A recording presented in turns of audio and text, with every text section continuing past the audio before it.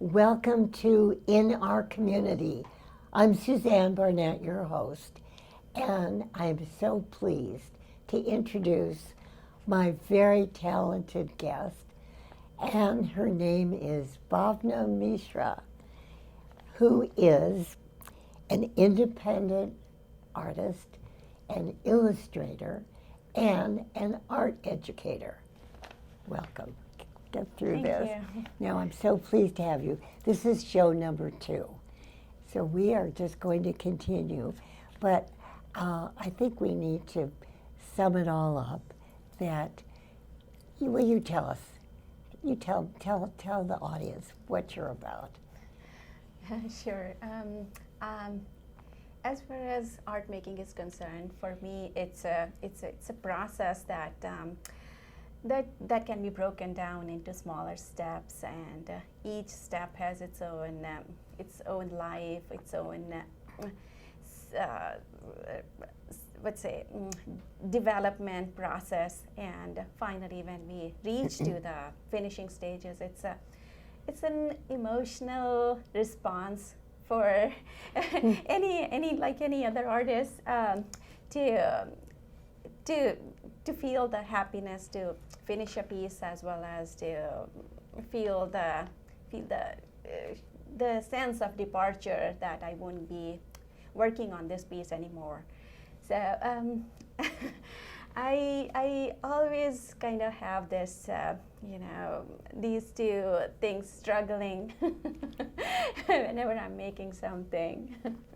Well, the thing is that I want to tell our viewers, excuse me, is that you are a physicist and an electrical engineer. How did you switch from such a left brain profession to a right brain? How did that happen? Such a good question. I feel that our perception of having these two, completely compartmentalized, separated areas into something which is always connecting one part to another. What happens is, how we perceive science as, something which is very process-oriented or step-by-step or follows some certain rules, as opposed to art being, something where there are no certain rules, or you are free to break rules, or a totally different vibe. But in real sense, once you are into in either of the fields, that you get to realize that there is certain beauty to your concepts, or there are certain rules which have been made around something which is so beautiful that there are no words to explain it.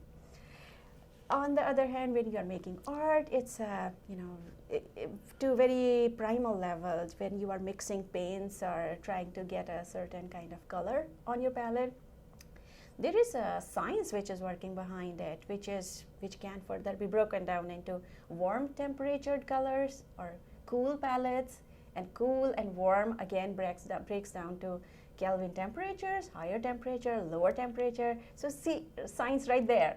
And if you are, to get a whole picture, I guess all of us are always using, the information which sometimes we know the names of, and we know what we are doing. Sometimes we do it without knowing, but we are always using science with some sprinkling of art, and art with. Well, I've got a couple of questions because I was on your webpage. Excuse me. And you're such a prolific artist. You really are. And why do you love art so much? I like to say that this is something I do because that's the only thing I'm good at. It's hard to believe you're a wonderful mother of your 2 children and your wonderful wife. Come on. But you're very modest. It's something that I cannot imagine my life without. It's not only something which is a profession, it's also a way of life. Our lives have been changed because of it. I'd say when you make art, or in fact, when you make anything, it's you have to give your 100%. Otherwise, it's what's the point in making something? So when you do that, it's always fair to take something out of the other aspects of your life. And if I'm saying that my art is making me go into one direction with so much intent that sometimes I have to put rest of the things out of focus. And by that, what I mean is I have to sacrifice my evening life. I cannot go to parties. I eat certain food. There is a lifestyle that I have taken up, and I'm kind of not just happy. I'm very, very proud of this new lifestyle that I have acquired. That is fascinating. In the last show, I love this part, and I think it requires going over again.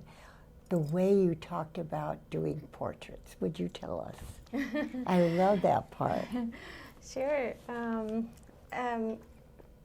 Portraiture has a very say direct impact on everyone, on the viewer. As an artist, it's definitely a challenging process each time I make a portrait. But also as a viewer, as a critique, it demands a response. You cannot look at a portrait and not have a reaction to it. So that's something I really like about it, that portraiture has an audience right from younger kids to older people. So everyone and anyone has opinion about portrait. And I really like the fact that not just the person whose portrait has been made, other people always have some reaction to it. And I really enjoy that one-on-one connection that we have, or as a group we have a discussion, if you like, or some kind of fluidity that it brings to the discussion. I want to ask you a question. What if the person that you did the portrait of doesn't like it? What do you do? What do you do? I want to know. I believe if they don't like it, over time they would start liking it. I mean, that's a terrible question. No, it's actually, I'm so glad you asked me that, because no matter how I do my portrait, if I'm doing it from a picture, if I'm doing it from live, my final stages are such that my sitter is not present. So I want to present it as a surprise to my sitter, always. It's a gamble. That I always run into this insecurity that my sitter won't like it. And I think that's the best part of this very lonely process. It gets very lonely sometimes that you are all by yourself making some art. And so it's kind of, if you think about it, it brings that rush into the final stages of the work that my sitter would have some opinion about it, hopefully positive, but yes, there is always a certain chance that they won't like it. And the reaction is, the first impression is always very conspicuous. You cannot hide it. And I look forward to that very reaction, that once they see their portrait for the first time and how they react. So coming back to it, what if they don't like it? Yeah. So I have yet to experience that. Is that right? They all have liked it. Well, I'm not going to ask you how many portraits you've done, but I will. Sure. No. I would love it. Actually, I try to draw, at least not in color, but in pencil, or to have a portrait, at least one every week. So you've done a lot. I have done a lot, yes. Tell the part, though, that you said before, that there's something that you see in the person that really calls out to you, that you put into that painting. And how do you do that? Remember we talked about that? Yeah, this is such a nice thing that you asked me. It's you know, I think it has something to do with the connection that you make with the person that you are making a portrait of. And you know, there is a point when you know, it's more like you know, any relationship. When you have with someone, there is certain thing about that person. Sometimes you can put a finger on it, sometimes you cannot. Sometimes you just know that you like somebody. So it's just like that. So I keep in mind that if I'm meeting a person for the first time, for example, and that person I haven't met before, is not my friend, not a relative, or you know, I try to see what is that something which made a first impression on me. And as we talk about the process, as we set up to do the photo shoot, or we choose to meet, you know, afterwards to do different sitting, or I always like to keep in mind that you know, that very first thing that moved me, and then that's my starting point. And as I get to know that person more, I prefer not to, let's say, know more about their exteriors and, you know, the exterior qualities, where they work or how old they are, or, you know, where they stand as such. So I try to keep it as neutral as possible. And then I start to build around it. And sometimes, you know, I have to know that, you know, who they are, because sometimes they want something in their background, or they want to show something. If it's a doctor, you know, they probably want to show their white coat, or so those, apart from those things, I try to start from the core of their personality, and then I go externally. And I feel that because of this approach, because I don't run after the likeness kind of follows it. I just can't think. I'm an artist, but I can't. I design. I can never do a scene. I could never do a portrait. So to me, that's just so impossible. And from early art, you see these awful portraits of these people, you know, and they're these famous people. But to me, I think that aspect of art, that medium, would be the most difficult. Would you say that's one of your favorites? I've heard it. I've heard that before. That because I remember going to one of the community college classes, which where they taught. Why I went to that class, I'll tell you. But in those classes, they would go, you know, step by step. You know, you learn this first and that, and then so our final exam was on portraiture, and that got me thinking that why is it so? And my instructor said, oh, obviously because the portraiture is the hardest genre, and you know, we cannot teach you right. And that was a little bit of a surprise for me, because at that point, only thing I used to do was portraits. So I guess it's just a personal preference why I like to do portraits. And like I said, it's without knowing the technicalities of, you know, how light should be, what angle that should be. I think because I don't really learned it in an academic environment as such. I just learned it, let's just say, from what I thought was right. So it, I think, never really intimidated me as a hard area, and I kind of tackled it the way you would have done any other thing. I see. So my brain actually never told me that this is hard, and I approached it naturally. I see. Have you ever done a self-portrait? I did. I do it all the time. Do you really? Yes. And what do your kids think and your husband think of your self-portraits that you've done? Yeah, they like it. They do like it. Yeah, they like it. Was that difficult for you to do yourself? It's actually, wow, I never thought of it that way. For me, I would rather have, because when I'm doing something, because when I do my self-portraits, I do it from mirror, and I kind of know that, okay, this is the state of mind I am in, and when I do it, I can probably not just do it from what I see, but I do it from the understanding, just knowing that what I'm doing. So I feel this is kind of a little bit unfair. It's an unfair advantage to the artist that he can see the inside as well as outside. So it's somewhat easier. And when you're doing it for someone else, it's like, what's going on inside, and am I doing it right?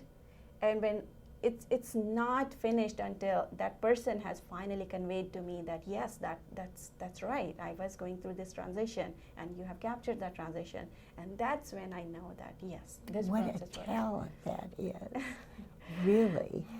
And so, tell the story about when your father took you through the jungles. Oh, okay.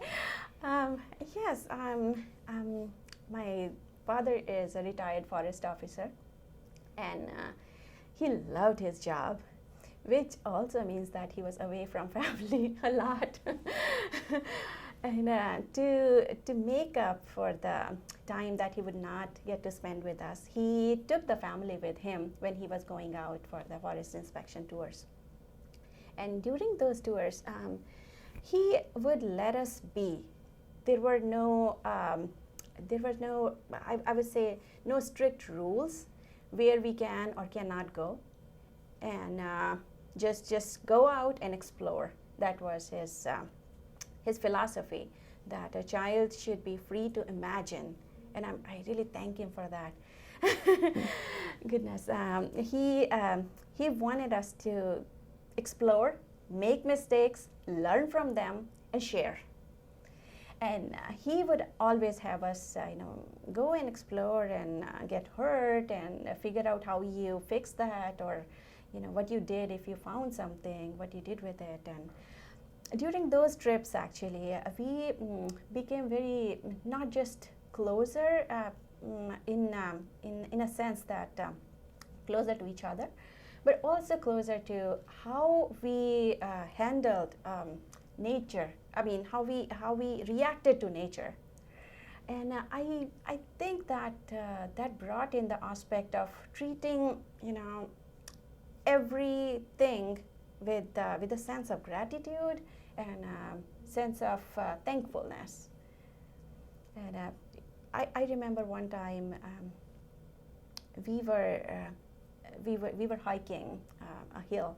He was posted in northern part of India, which is hilly and snowy, and he was supposed to walk for about 7 miles or so. So because I was young and he wasn't sure if I would be able to walk that, so he asked me if I could walk.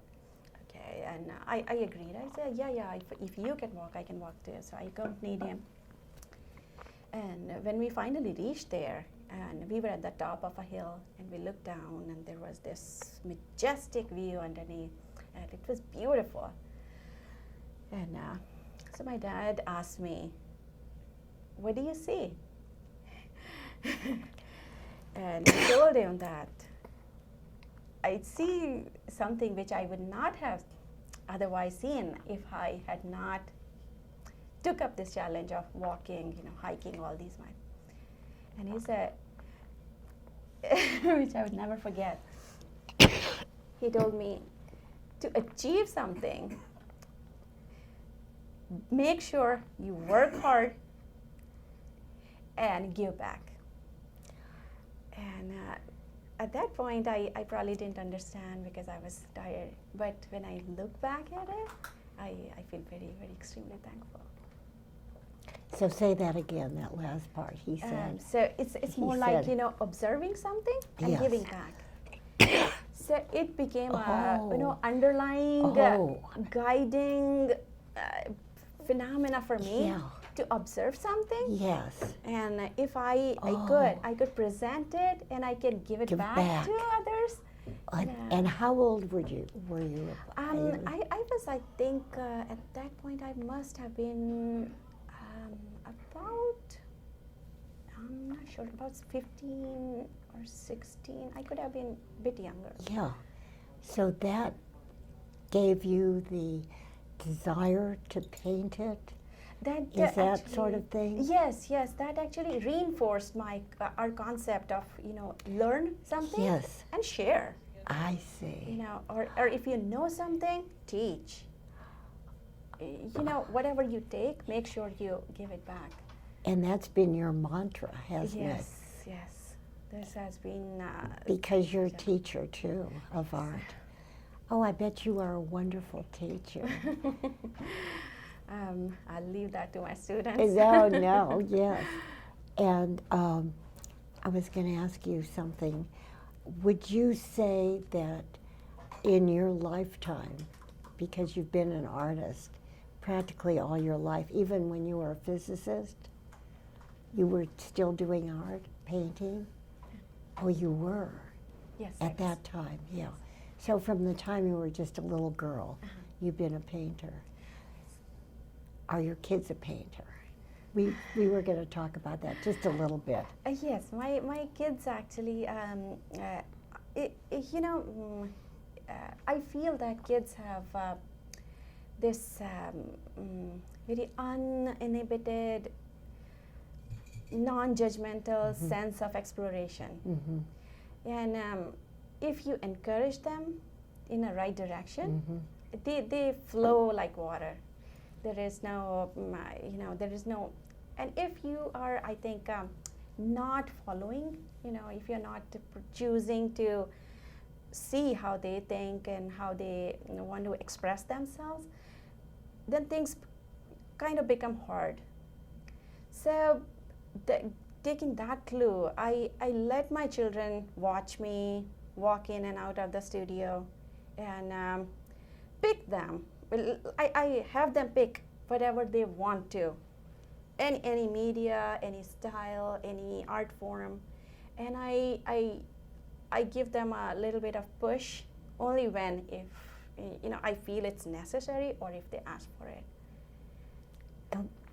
So they're both artists. They both make art, yes, and it's very nice to see that they both have their own styles. Yeah. Which is way different than what I do, and they make it, as a supplement to some of their other works, and sometimes they use it as a channel to express or to surprise, and it's. Or to keep, to very basic level, just to keep themselves busy. So it could be it's an all art family. What about your husband?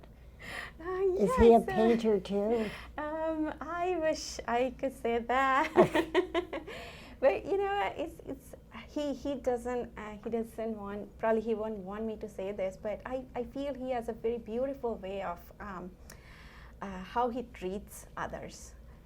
It's wonderful to see him, treating other people with so much respect, so much compassion. It's beautiful, and I feel that it's if he wouldn't have given us that kind of environment, rest of the things probably would not have blossomed the way they do. You are a very happy person. Yes. Aren't you? Yes. As long as you can always do your art. Would you mind giving your webpage or how we can get in touch with you? Yes, sure. It's my website is my first name, my last name as one word.com. So it's BHAVNAMISRA.com. Or do it again. Sure, it's bhavnamisra.com, or easier would be if you just Google my name and my website will come up. because your web page is divine. Because I didn't know anything about you, but you know, thanks to our technology. And I got on your web page, I thought, my God, this is a lot of art, and that's nothing compared to all these years. Yeah, yeah. And, yeah, now good thing you say this, because it's my technical background comes in handy. I can change my website on my own, and I see that some of my artist friends, they don't have the technical knowledge to keep up a website, although they have a lot of work that they want to share. But so you see how the science is blending with art? Yes. And yeah, I would encourage, if any of your viewers want any kind of help, you know, getting their website up and running, I do that for free. I really enjoy doing it. Do it for free. Oh. And most of my classes, unless otherwise it's something too heavy on technology, or you know, it requires some kind of softwares and stuff, most of my classes are free, and I enjoy doing it. That's why I do it. What do you do for fun? That's my final question. Okay. What a dumb question. I'm just being facetious. I am. Yeah, I feel that when my work is such that I cannot call it anything less than fun, but if I'm not making art, I like to be outside, and I really feel that everything, you know, everything, like I said, has a spirit, or if you say, their own sense of friendship, I guess. Yeah. And I once I'm outside, once I'm with the nature, I feel a lot of harmony, and you know, it's just so much fun. Well, I can't thank you enough for being on this show. You are really an inspiring young woman. You really are. Thank you so much. And those words mean a lot to me. Oh, no, I mean that with all my heart. I really do. And I only wish you and your family the best of health. And you're so successful now, but I hope it continues. Thank you so much. And I would love to have you on Suzanne's Studio, which is my production show. Okay. Yeah. All right. Wonderful. I look forward to it. Thank you so much. Thank you so much. And I want to thank our darling Robin, who, this is such a fun TV show, Robin. Thanks to you, too. And Mark Potter, our producer, and our wonderful station, KMVT. And you know what? You know what? I can't wait to see you next time. Bye-bye to all my viewers. Thank you. Thank you. That was fun. You are unbelievable. Go on. No,